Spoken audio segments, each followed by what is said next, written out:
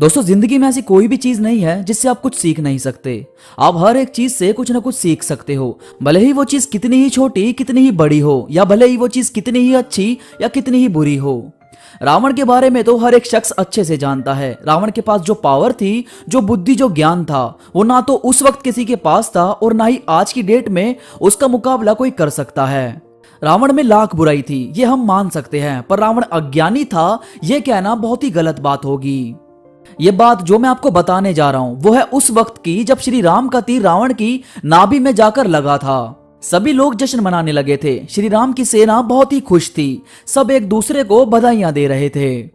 रावण की नाभि में तीर लगते ही वो नीचे गिर पड़ा। नीचे गिरते ही उसके मरने से पहले श्री राम ने लक्ष्मण जी को अपने पास बुलाया। उन्होंने कहा कि लक्ष्मण, जल्दी से जाओ और रावण के पास जाकर ज्ञान लेकर आओ। वो महाज्ञानी है, वो तुम्हें बहुत सी चीजें सिखा सकता है। तो लक्ष्मण जी ये सुनकर हंस पड़े। उन्होंने कहा कि भैया, आप क्यों मजाक कर रहे हैं? रावण जैसे अहंकारी, घमंडी, जिसने भाभी का अपहरण किया, वो भला मुझे क्या सिखाएगा?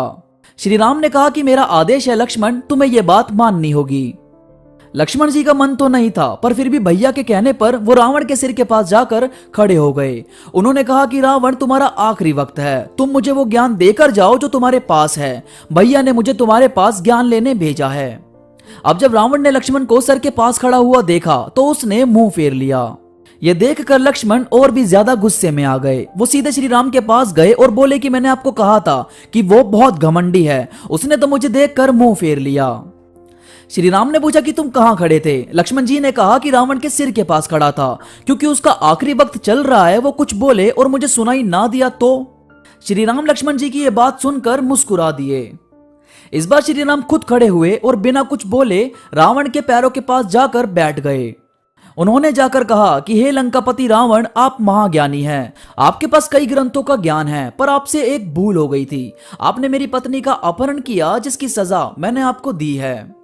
अब जाने से पहले आपके पास जो इतना ज्ञान है उसमें से इस संसार को कुछ काम की बातें बता कर जाइए।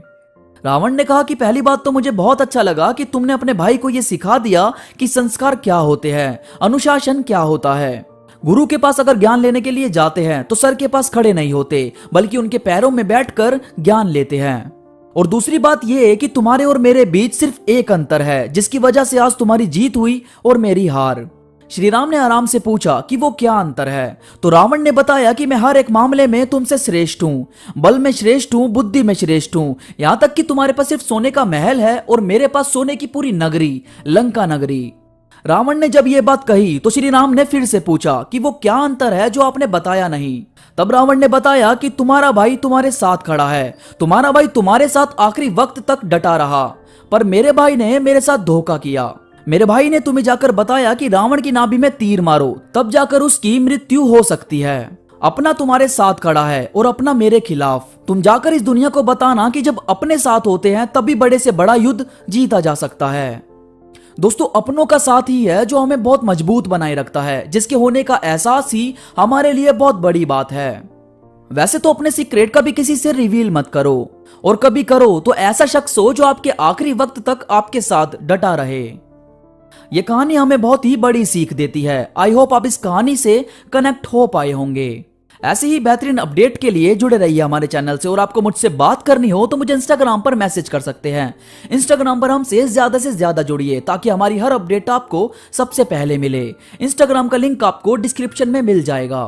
तो अभी के लिए बस इतना ही। मैं मिलूंगा आपसे नई वीडियो के साथ। तो अब तक के लिए धन्यवाद।